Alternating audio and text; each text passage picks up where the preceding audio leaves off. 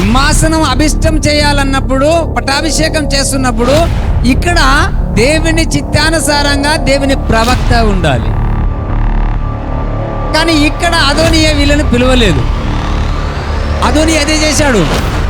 సొలొమోను కంటే ముందుగా నేను సింహాసనాన్ని అభిష్టం చేసుకోవాలి, పట్టాభిషేకం మీద కూర్చోవాలని.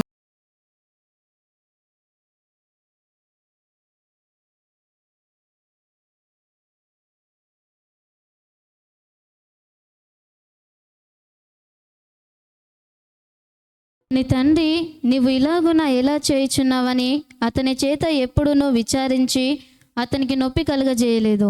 చూచుటకు అతడు బహు సౌందర్యము గలవాడు, అబ్షలోము తర్వాత పుట్టినవాడు. హల్లెలూయా.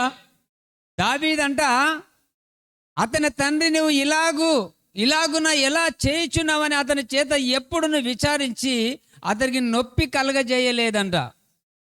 చూచుటకు అతడు బహు సౌందర్యం గలవాడు, అబ్షలోము తర్వాత పుట్టినవాడు. హల్లెలూయా. ఎవరు వీరు? అదోనియా.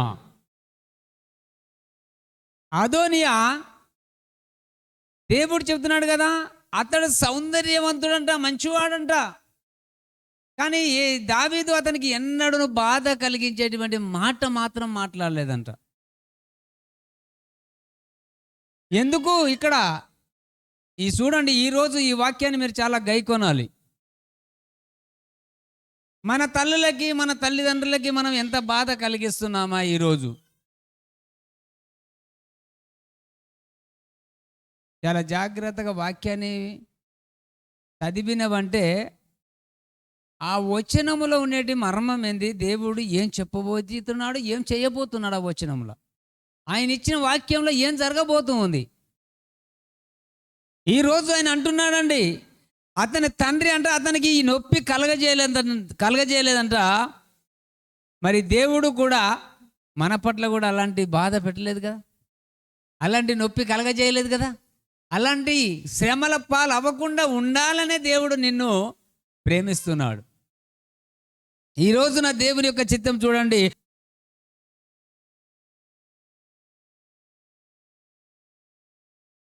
దావీదు 4వ కుమారుడైన అదోనియా తన తండ్రిపై తిరగబడి, అదోనియా ఏం చేశాడంట? తండ్రిపై తిరగబడి ఇజ్రాయేలులందరినీ పోగు చేసుకున్నాడంట. ఎలా పోగు చేశాడంట? గమనించండి. ఈ రోజున దేవుడు ఏమంటున్నాడంటే తానే రాజునని ప్రకటించుకుంటున్నాడంట అదోనియా. గమనించాలి, ఈ రోజున ప్రభు యొక్క చిత్తం నెరవేర్చాలి. మన ఇష్టం కాదు, ఆయన ఇష్టమే నెరవేరాలి. ఇక్కడ అదోనియా ఎందుకు రాజుగా ప్రకటించుకుంటున్నాడు? ఈ సమాచారము మనం 17వ వాక్యం చూడండి ఒకసారి. ఈ సమాచారం తెలుసుకునేటువంటి నతానుకు దేవుడు మాట్లాడిన విధంగా గమనించి నతానును బయత్షెబ దగ్గరికి పంపించేశాడు. ఎందుకంటే ఇక్కడ తారుమారైపోతుంది. ఏలవలసింది ఒకడైతే ఏలుతున్నవాడు ఇంకొకడుగా అక్కడ గర్వించిన వాడి గర్వంతో పోతున్నాడంట అదోనియా. మరి ఇక్కడ దేవుని యొక్క సేవకుడు ప్రవక్త అయినటువంటి నతాను ఇమ్మీడియట్గా సొలొమోను యొక్క తల్లి దగ్గరికి వెళ్ళిపోయాడు. వెళ్ళిపోయి, అమ్మా ఇది ఎక్కడో అంతా తారుమారు అయిపోతుంది, ఇక్కడ అదోనియా రాజు నగుతాననేటువంటి దానికి సపోర్టు పెరుగుతూ ఉంది. ఒకవేళ నువ్వు కనుక సైలెంట్గా మనం ఇలాగే ఉండిపోతే ఆ యొక్క అదోనియా సింహాసనం శాసించేటువంటి అధికారములోనికి వెళ్ళిపోతే ఇక్కడ ప్రాబ్లం తయారవుతుంది. సొలొమోను ఇచ్చినటువంటి వాగ్దానం ఏమైపోతుంది, అక్కడ ఫెయిల్యూర్ కాకుండా నతానును ముందుగా ఆమెను దర్శించాడు. చూడండి. నా ఏలినవాడా, నీవు నీ దేవుడైన యెహోవా తోడని నీ సేవకురాలైన నాకు ప్రమాణము చేసి ఆవశ్యముగా నీ కుమారుడైన సొలొమోను నా వెనుక ఏలువాడై నా సింహాసనము మీద ఆసీనుడగునని సెలవిచ్చితివే. అయితే ఇక్కడ నతాను వెళ్ళి ఆమెతో మాట్లాడి, నువ్వు ఇలా చెప్పాలి రాజుకు, నాతో ఆనాడు ఈ వాగ్దానం చేసావు కదా రాజా, మరి నా తర్వాత సింహాసనం ఏలేవాడు సొలొమోను అని చెప్తివి కదా, మరి ఈరోజు అదోనియా ఏంటి అని ఇక్కడ నువ్వు ఇలా మాట్లాడావని నతానియేలు బయచెవ దగ్గరికి వెళ్ళి ఆమెను ప్రోత్సహించి ఆమెతో మాట్లాడి రాజు సమక్షానికి పంపించేస్తాడు. ఇక్కడ కనుక మీరు కనుక సైలెంట్గా ఉంటే మరి మన సమస్యలు కూడా తారుమారు అయిపోతాయేమో. అందుకనే జాగ్రత్తగా ఉండండి. ఈ రోజు నుంచి 6వ నెల లాస్ట్ వారం దేవుడు మీకు ఈ వాక్యం ద్వారా విచారించుతున్నాడు, మీకు బోధిస్తున్నాడు కనుక. ఎందుకంటే 7వ నెలలో ఉన్న దీవెనలు మీకు తెలియదు. ఆయన చేసే అద్భుతాలు కంటికి కనబడవు, చెవికి వినబడవు, కానీ జరుగుతాయి 7వ నెలలో. ఆమేన్. జరిగేదానికి ముందు మనకు దేవుడు ఉపమాన రీతిగా చెప్తాడు, హెచ్చరికతో చెప్తాడు. మనము దీని నుంచి ఎలా మనము దేవుని వాగ్దానానికి వారసత్వానికి మనం కలిగి ఉండడానికి దేవుడు ముందు మనలను కూరిగొలుపుతాడు. అయితే ఇక్కడ మీరు గమనించవలసిన విషయము 2వ అధ్యాయం 15వ వాక్యము. అతడు రాజ్యము నాదయ్యుండెననియు నేను ఏలవలనని ఇశ్రాయేలులందరూ తమ దృష్టి నా మీద ఉంచిరనియు నువ్వు ఎరుగుదువు. అయితే రాజ్యము నాది కాక నా సహోదరునిదాయెను, అది యెహోవా వలన అతనికి ప్రాప్తమాయెను. గమనించండి, ఏదైనా దేవుని సంకల్పం లేకుండా ఏది జరగదు. ఈ రోజున చాలా విచారించండి. మీలో ఉన్నటువంటి ఆలోచనలు ఎందుకు ఇన్ని రోజులు ఇలా ఉండిపోయా? ఆదోనియాలాగా గర్వించిన వాడన విననా? లేక దైవ చిత్తానికి నీకు విరోధంగా ప్లాన్ చేస్తున్నానా? దేవునికి నాకు ఆయన మాట లేకుండానే నేను ముందుకు వెళ్తున్నానా అనే దాని మీద మనము ఆలోచన చేయాలి. ఈ రోజున దేవుడు అంటున్నాడండి, అదోనియా ఇతడు దావీదు 4వ కొడుకు. అయితే 2 సాముయేలు 3వ అధ్యాయం 4వ వచనం ఒకసారి చదవండి.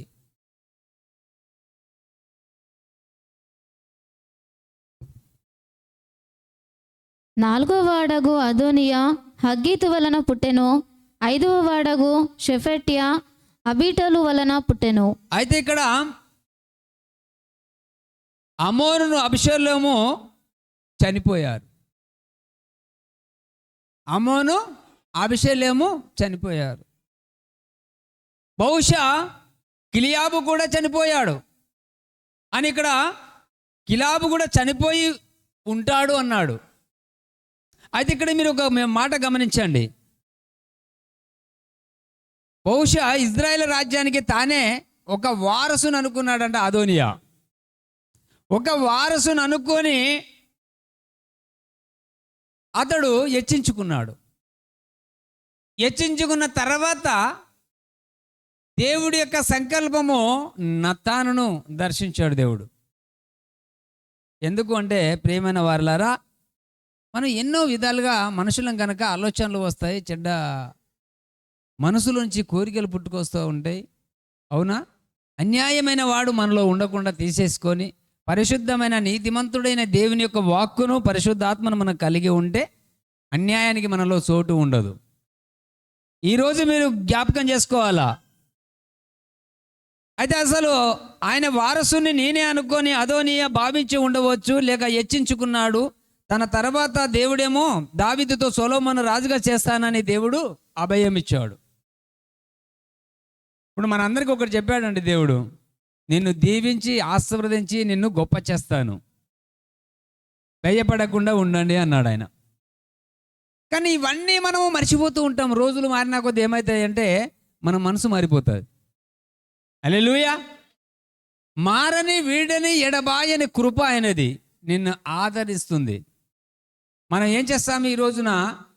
అదోని యొక్క గర్వించిన వాడై తన ఉన్న అధికారం చేజిక్కించుకోవాలని ఆలోచన పడ్డాడంట. ఇక్కడ మీరు గమనించండి ఒక మాట. దీనికి కారణం ఎవరంటారు? మీకు చెప్తాను ఈ రోజున. 10వ వచనం ఒకసారి చూద్దాం.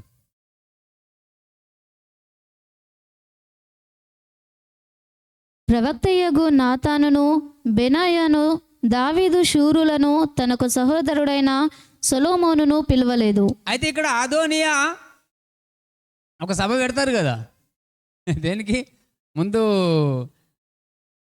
ప్రమాణ స్వీకారం కానీ లేక దేవుని యొక్క అధిష్టాసనము అభిషేకము కనుక జర పట్టాభిషేకం చేస్తున్నప్పుడుగా ఆదోనియా ఇక్కడ కొందరిని పిలువలే, ఆహ్వానించలే. ఎవరు వీళ్ళు అంటే, ఇప్పుడు మీరు కూడా ఒక వివాహ కార్యం చేసుకుంటే మీకు బంధువులు, మిత్రులు, వీళ్ళందరూ స్నేహితులు, ఆత్మీయులు ఉంటారు కదా. వీళ్ళందరూ మీరు ఎలాగ పిలుచుకుంటారో ఇక్కడ దైవ కార్యం జరుగుతుంది. దైవ చిత్తానుసారంగా ఒక అద్భుతమైనటువంటి సింహాసనాన్ని శాసించాలనుకునేటువంటి అదోనియా ఇక్కడ చేసినటువంటి పెద్ద ఏంటిదంటే, ప్రవక్తకు నతానును, బెనాయనును, దావీదు సూరులను, తనకు సహోదరుడైన సొలొమోనును పిలవలేదు. మేము చేసినటువంటి ప్రాబ్లం. ఇక్కడ వీళ్ళు కావలసి ఉంది. సింహాసనం అభిష్టం చేయాలన్నప్పుడు, పట్టాభిషేకం చేస్తున్నప్పుడు ఇక్కడ దేవుని చిత్తానుసారంగా దేవుని ప్రవక్త ఉండాలి. కానీ ఇక్కడ అదోనియా వీళ్ళని పిలవలేదు. ఎప్పుడైతే సొలొమోనును ప్రవక్తను వీళ్ళని ఎప్పుడైతే ఇన్వైట్ చేయలేదో, దేవుడు తన సంకల్పాన్ని వెల్లడించే వరకు ఎదురు చూడడానికి ఇష్టపడలేదు. ఎవరు? అదోనియా. దేవుడు చెప్పినది సమయము వచ్చే వారికి అతడు ఎదురు చూడలేకుండా తొందరపడ్డాడు. పిలవవలసిన వాళ్ళని ఆహ్వానించలేదు. అవునా? తొందరగా కార్యం అయిపోవాలి. చూడండి, సింహాసనమైన, గృహమైన, ఒక వివాహమైన బంధం కట్టాలంటే వాగ్దానాలతో కట్టాలి. ఈ రోజున మనం అలా చేయలేము. అలాగే అదోనియా కూడా మరి నతాను ప్రవక్తను పిలవలేదు, అక్కడ కావలసిన వారిని పిలవలేదు, తొందరగా ఏదేదో జరిగించాలనుకున్నాడు. మరి తుదకి ఏం జరిగింది ఇక్కడ గమనించాలి ప్రియమైన వారలారా. దేవుడు తన సంకల్పాన్ని వెల్లడించే వరకు ఎదురు చూడడానికి ఇష్టపడలేదు. ఇప్పుడు క్రైస్తవులు అధికారాన్ని, పదవిని చేజిక్కించుకోవడానికి తమను తాము హెచ్చించుకోకూడదు. అవునా? మరి త్వరగా బ్లెస్ అయిపోవాలా, నేనే ఆశీర్వదించబడాలా. ఒక వ్యక్తి కుంటుపడ్డాడు అనుకోండి, ఏం చేయాలా? అతన్ని తీసుకొని నీతో సరిగ్గా వెళ్ళి మీరు ఏం పని చేస్తున్నారో ఆ పనిలో సగం భాగం వచ్చినట్టుగా చూసుకోవాలి. కానీ అలా ఉండం మనము. అక్కడికి వదిలేస్తాం, త్వరగా నేను బ్లెస్ అయిపోవాలని పరిగెత్తాం. కానీ ఇక్కడ అదోనియా అదే చేశాడు. సొలొమోను కంటే ముందుగా నేను సింహాసనాన్ని అభిషేకం చేసుకోవాలి, పట్టాభిషేకం మీద కూర్చోవాలనుకున్నాడంట. కానీ ఇక్కడ జరిగిన విషయం ఏంటంటే, దేవుడు ఏకదమ్మున నతానును వాడుకున్నాడు. అయితే ఇక్కడ మీరు గమనించవలసిన విషయం ఒకటి ఉంటుందండి.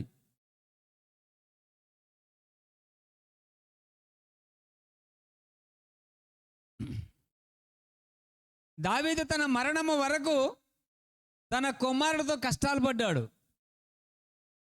దావీదు మంచి పరిపాలకుడు, దేవునికి హృదయానుసారుడు, దేవునికి ఇష్టమైనటువంటి వ్యక్తి. అలాంటి దావీదు చాలా కష్టాలు పడ్డాడు. కారణం ఏంటి అంటే, ద్వితీయోపదేశకాండం 6వ అధ్యాయంలో ఒక మాట ఉంటుంది చూడండి. దావీదు మంచి పేరున్నప్పటికీ, ద్వితీయోపదేశకాండం 6వ అధ్యాయము 1 నుంచి చూద్దాం. నీవును నీ కుమారుడును నీ కుమారుని కుమారుడును నీ దేవుడైన యెహోవాకు భయపడి నేను నీకు ఆజ్ఞాపించు ఆయన కట్టడలన్నీయు ఆజ్ఞలన్నీయు నీ జీవిత దినములన్నిటను గైకొనుచు నీవు దీర్ఘాయుష్మంతుడవగునట్లు మీరు స్వాధీనపరచుకొనుటకు ఏరు దాటి వెళ్ళుచున్న దేశమందు మీరు జరుపుకొనుటకు మీకు బోధింపవలనని మీ దేవుడైన యెహోవా ఆజ్ఞాపించిన ధర్మమంతయు అనగా కట్టడలు, విధులు ఇవే. చూడండి, దేవుడు మాట్లాడింది ఏంటంటే, నీవు నీ కుమారుడు, నీ కుమారుని కుమారుడు నీ దేవుడైన యెహోవాకు భయపడి నేను నీకు ఆజ్ఞాపించే ఆయన ఆ కట్టడాలన్నీయు నిధులన్నీయు ఆజ్ఞలన్నీయు నీ జీవితంలన్నిటినూ తెలుసుకోవాలి, గైకోనాలంటున్నాడు. మరి ఆయన గైకొన్నప్పుడు నీవు దీర్ఘాయుష్తో నగునట్లు మీరు స్వాధీనపరచుకొనుటకు ఏరు దాటి వెళుతున్నటువంటి దేశాన మీరు జరుపుకున్నట్లుగా నేను నీకు బోధిస్తున్నాను అన్నాడు. ఈ రోజున మనం అందరం దైవ వాక్కు వింటాం. ఏ రీతిగా అయితే దైవ వాక్కు తగ్గించుకొని వింటున్నామో మన జీవితాలు కూడా అలాగనే ఉంటే 2-3 నెలల్లో నీ అంత ఆశీర్వాదం కలిగిన వాడు ఇంకొకడు ఉన్నాడు. హల్లెలూయా. ఎందుకు తగ్గించుకోలేకపోతాం, మనుషులం కదా. అయితే ఈ రోజున దేవుడు ఏమంటుండో 3వ వచనం చదవండి. కాబట్టి ఇజ్రాయేలు, నీ పితరుల దేవుడైన యెహోవా నీతో చెప్పిన ప్రకారము పాలు తేనెలు ప్రవహించు దేశములో మేలు కలిగి బహుగా అభివృద్ధి నొందునట్లు నీవు వాటిని విని అనుసరించి నడుచుకొనవలెను. విని అనుసరించి నడుచుకోవాలి. అయితే ఇక్కడ మీరు గమనించండి, ఆజ్ఞాపించినట్టు తన కుమారులకు ఉపదేశించి వారి క్రమశిక్షణలో నడిపించడంలో అశ్రద్ధ చేసి తండ్రిగా చేయవలసిన అమలు చేయలేకపోయాడు. దాని ఫలితంగా దావీదు తన జీవితం అంతా వేదన, దుఃఖము, బాధలు, కష్టాలు. దావీదు చేయవలసిన పద్ధతి తన బిడ్డలకి నెరపల. దావీదు తన పిల్లల పట్ల ఎంత ప్రేమ చూపించాడో అంత దుఃఖం వచ్చింది, అన్ని కష్టాలు వచ్చేసినాయి. ఎందుకంటే ఇక్కడ ఆయన రాశాడు, అగీత్ కుమారుడైన అదోనియా ఏలుసున్న సంగతి నీకు వినబడలేదా? అయితే ఈ సంగతి మన ఏలినవాడిన దావీదునకు తెలియక ఉన్నదా? నతానేలు ఎక్కడి దగ్గరికి వెళ్ళాడు? బయచెఫ్ దగ్గరికి వెళ్ళిపోయి ఈ సంగతి ఏంటి, అగీత్ కుమారుడేమో సింహాసనానికి ఆరోహుడుగా వెళ్ళిపోతుంటే అది నీకు వినబడతలేదా? మరి ఇది దావీదుకి తెలియలేకపోయినా రాజుకు. అందుకనే మీ ఆశీర్వాదాన్ని ఎవరైనా దొంగిలించాలనుకో సేవకుల ద్వారా దేవుడు ఇన్ఫర్మేషన్ మీకు పంపించేస్తాడు, సువార్త. ఆమేన్. ఏంటిది? కూడికి సిద్ధపడమా లేకుంటే దైవ చిత్తానుసారం నువ్వు ప్రార్థన చేసుకోవడమా, సేవకులు దాన్ని నీకు చెప్పేస్తారు. సొలొమోను రాజవ్వాలి, కానీ ఇక్కడ కారణము వాతావరణం చేంజ్ అయిపోయింది. ఇక్కడ మీరు గుర్తుపెట్టుకోవాల్సిన విషయము, బయచెబ 2 సమూయేలు 11:3లో ఆమె బహు సౌందర్యవతి ఉండుట చూచి దావీదు దాని సమాచారం తెలుసుకున్నటకై ఒక దూతను పంపెను. అతడు వచ్చి ఆమె ఏలియము కుమార్తెయు ఇత్తీయుడకు ఊరియా భార్య అయిన బయచెబని చెప్పారు.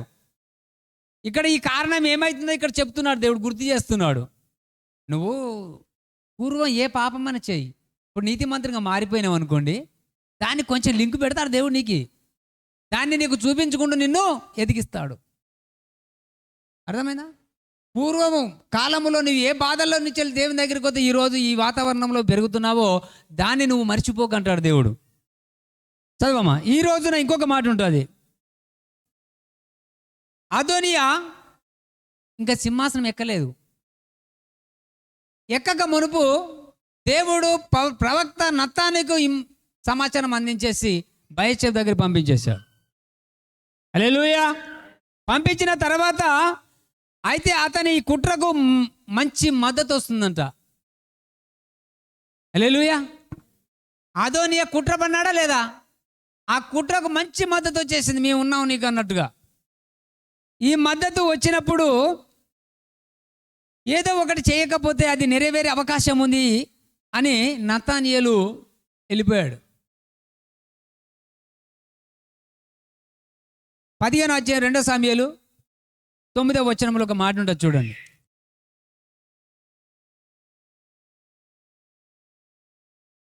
రాజు సుఖముగా పొమ్మని సెలవిచ్చెను గనుక అతడు లేచి హెబ్రోనునకు పోయెను. ఓకే. ఇక్కడ 1 రాజులు 1వ అధ్యాయం 13వ వచనం ఒక మాట చూడండి. నతానియేలు ప్రవక్త వచ్చి బయచెబుతో చెప్తున్నాడు, నువ్వు దావీదు దగ్గరికి వెళ్ళిపోవాలి. ఇక్కడ ఏమని ఉంది?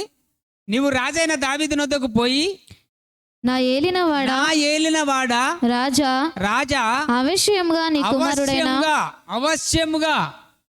నీ కుమారుడైన సొలొమోను నా వెనుక ఏలువాడై నా వెనుక వేలువాడై నా సింహాసనము మీద నా సింహాసనం మీద ఆసీనుడగునని నీ సేవకురాలనైనా నీ సేవకురాలనైనా నాకు నీవు ప్రమాణపూర్వకంగా సెలవిచ్చితివే. అదోనియా ఏలుచుండుట ఏమని అడగవలెను. అదోనియా ఏలుతున్నాడు అదేంటి అని ఈమె దావీదు దగ్గరికి వెళ్ళి ఇలా అడుగు అనేటువంటి ప్రవక్త చెప్పిన మాటల విధంగా ఈమె అడగడం ప్రారంభించింది. ఆమేన్. అడిగినప్పుడు దేవుడు ఇక్కడ ఏం చెప్పాడంటే, దావీదు అంటున్నాడు, దావీదు వారసుడు సొలొమోనని దేవుడు దావీదుకు శాసనం చేశాడు. కానీ ఇక్కడ మీరు జ్ఞాపకం చేసుకోండి, అదోనియాకు సొలొమోనుకు మధ్య ఉన్న ముఖ్యమైన తేడా ఏమిటంటే, అదోనియా తనను తాను హెచ్చించుకున్నాడు, సొలొమోను తగ్గించుకున్నాడు. యేసుక్రీస్తు యొక్క కృపలో వర్ధిల్లుతూ పరిశుద్ధాత్మలో తండ్రి మేము ఎదుగుతూ ఆత్మఫలాలు, నీతి ఫలాలు, ప్రేమ, స్వాధికము, మంచితనము ఇవన్నీ మాలో కనబడినట్లు ప్రభువా, ఈ రోజున నీవు సొలొమోనుకి ఏ అధికారము వలన మీరు ఆశీర్వదించి సమృద్ధిగా ఇచ్చారో, మరి సొలొమోనుకి ఇచ్చిన జ్ఞానము, వివేచన, ఆశీర్వాదము, ఐశ్వర్యము ఇవన్నీ యేసు నామములో ప్రతి కుటుంబానికి కలుగునుగాక.